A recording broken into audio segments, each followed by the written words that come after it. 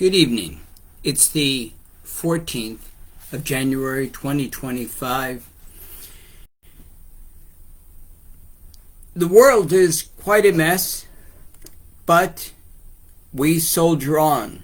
And in my book, Jake and the Hobo, My Summer of Love, that has been published in this late 2024, it's a story, as you know, and as you've been following along, the story about a young girl, 16 years old, from Black Mountain, West Virginia, who is fleeing her home in Black Mountain in the middle of the night, and then in the morning she meets a man by the name of Erasmus P. Hobbs, Hobo, Good Samaritan, healer, veteran, suffering from Agent Orange disease, cancer, but healthy, vital.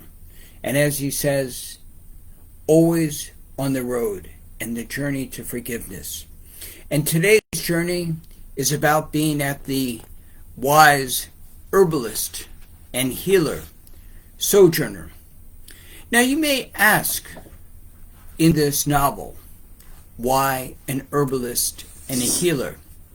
As some of you know me, that I was a homeopath, herbalist, and healer, and nurse for many years. Part of my life's journey. And it's fascinating to me, of all the books that I've written, all the artwork, many is about the theme of forgiveness, reconciliation, and healing. As we begin this process of healing, not only others, but most importantly, I think, is ourselves. And in these two characters, these two people, Jake Meadows, the 16-year-old girl, Erasmus P. Hobbs, and the many other people that we find their stories in the Jake and the Hobo in My Summer of Love, in this is the recurrent theme of healing, forgiveness. And today we pick up with Sojourner and her clinic of herbalist in the mountains of North Carolina. I had 100 questions permitted, and Sister Drum said, the easiest thing is to show you how to make a simple. A simple is precisely that, a simple blend of herbs like peppermint or fenugreek. Erasmus taught me that. I was surprised I knew things already, like peppermint or chamomile tea for tummy aches. In Black Mountain, no one was an herbalist, but weeds and such were all over the mountain. No one knew how to mix herbs and put them in alcohol or the other chemistry involved, like Sojourner. I only knew how to grab some mint or chamomile and boil it in water when somebody has a tummy ache, or to take jewelweed and rub it on the skin when someone steps into a patch of poison ivy. You know more than a lot of other people about this. Well, it ain't fancy. It's common sense. Even in Black Mountain, where the sludge in the river runs black, some of the prettiest flowers grow on the hillside. I know, said Sister Drum. I'm from outside Morgantown. Like yours, my family were coal miners, and all the wild flowers grew on the hillside. The cornflowers, the monkshood, and the other plants. I had no idea that they were the healing herbs. But sometimes, like my grandmother would tell me, I was mesmerized by all the glass bottles, boiling pots, herbs hanging from the rafters, the storerooms, the glass chemistry setups. She said, we sell a lot of the herbs in bulk, and then for our clinics and herbal schools, we sell them directly. Sojourner and I make all the formulas and are the main teachers. We have our clinics in Asheville and Burnsville. This was the only kind of medicine since the days of the Cherokee, and we want to share the knowledge in healing. When I helped Sister Drum ground down the herbs, I asked, I keep hearing about Sojourner from Erasmus. She seems amazing. What is she like? Sister Drum said, observe her. and you'll learn everything you need to know about her. She's Cherokee who grew up with her grandmother and became a physician. But Sojourner said, even with all my doctor knowledge, I was always an herbalist and a healer. I spent the rest of the afternoon helping make tinctures, taking the bulk herbs to the drying sheds, learning from all the women. It wasn't work. It was fun. And I loved learning how these plants were turned into medicine. The gong rang, and Sister Drum said, "It's supper time. I can't wait to see what Sojourner made." I had learned a lot from Erasmus, but this was a whole new school in front of me. "Sister Drum, why doesn't everybody use these kinds of herbs in healing instead of buying all the stuff at pharmacies? This seems like it's gentler on your body. Or have I been indoctrinated by Erasmus?" Sojourner came in. "Yes, you've been indoctrinated by Erasmus. He is a terrific herbalist and homeopath. He said you taught him everything he needs to know about herbs and healing." Actually, we taught each other quite a bit, but your question of why everyone doesn't use herbs is a bit of a mystery.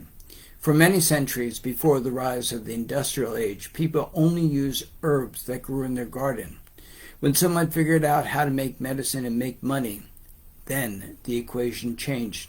At one time in the United States, in the late 1800s, there were hundreds of homeopathy and herbal schools, but the mainstream doctors organized and closed down many of these schools. As they say, follow the money.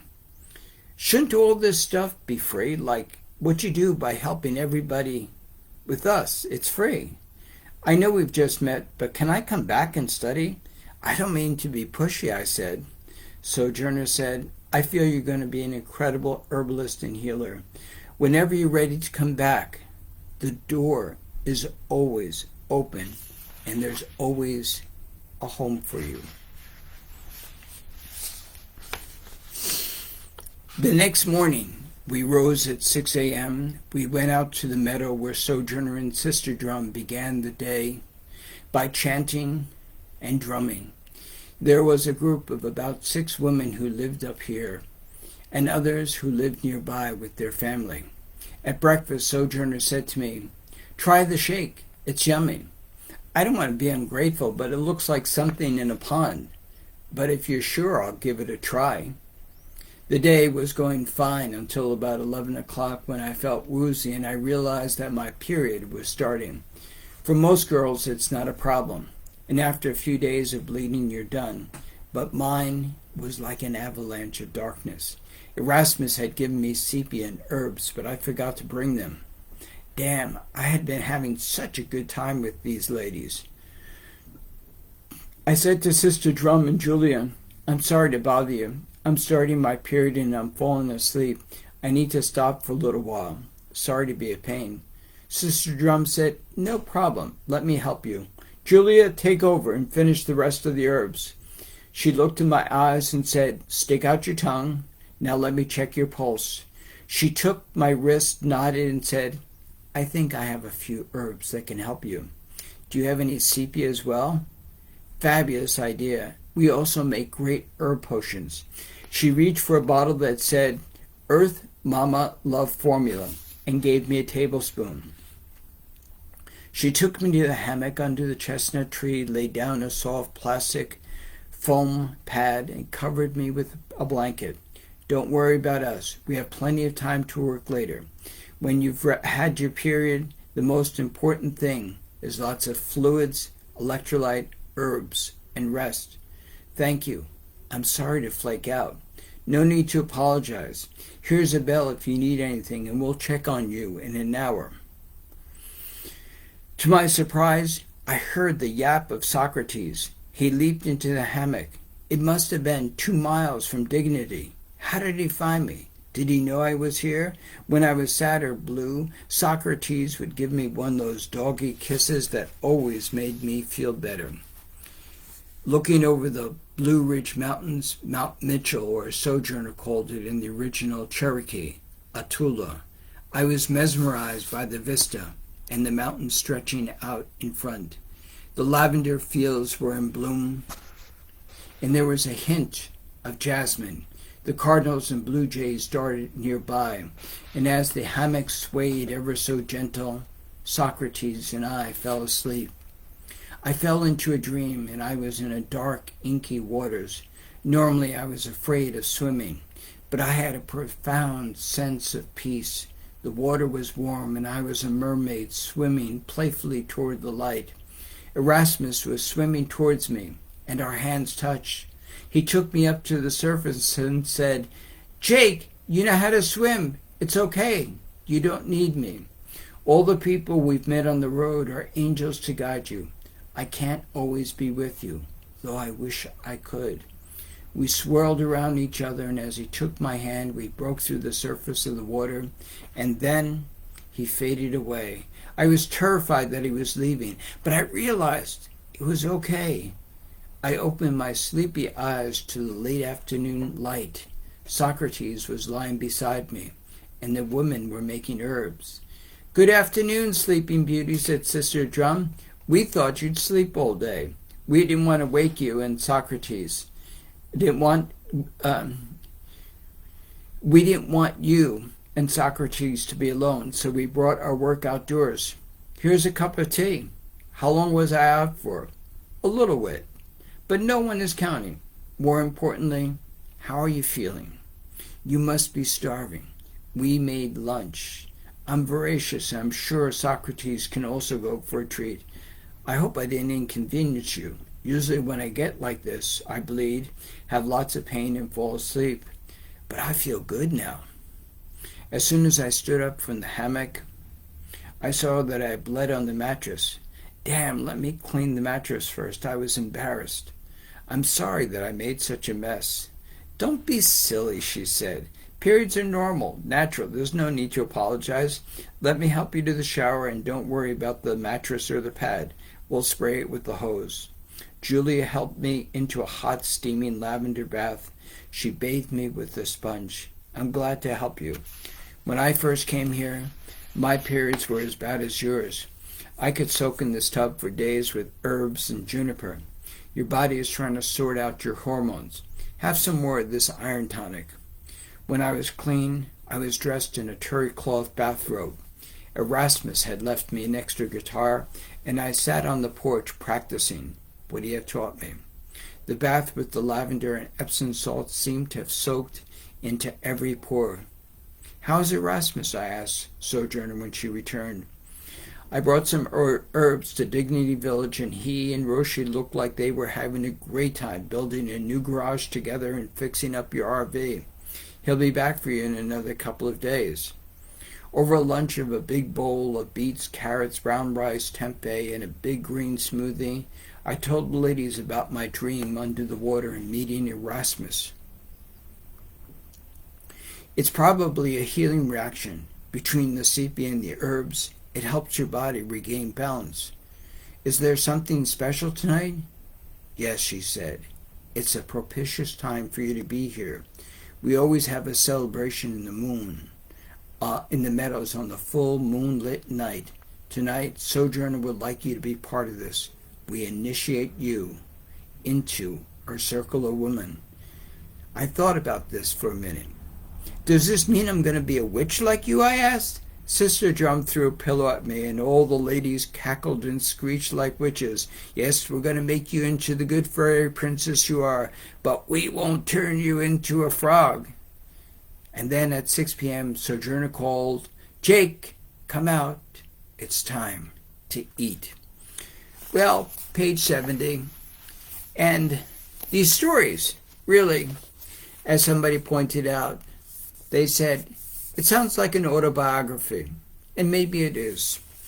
But what I try to put out in this book about Jake and the Hobo is about the richness, the profound humanness that touches us in our lives. This is what makes this journey of life, to me, so important. It's about the caring, the kindness, the consideration, the love, and to be of service to other people. And I like this story, how it evolved. How Jake is learning to be an herbalist and a healer.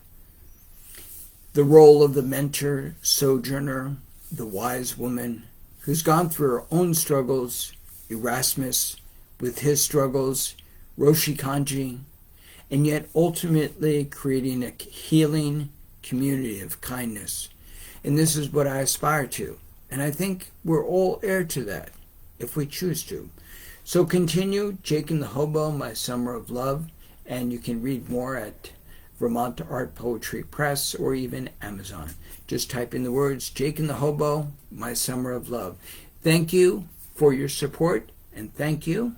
Make sure you come back. Tell other people about Jake and the Hobo, My Summer of Love, and check out my other books like Celebrate Life, God, Sex, Politics. Working on new material, working on a new play, Muhammad and Schwartz. Thank you. We'll see you tomorrow. Good night.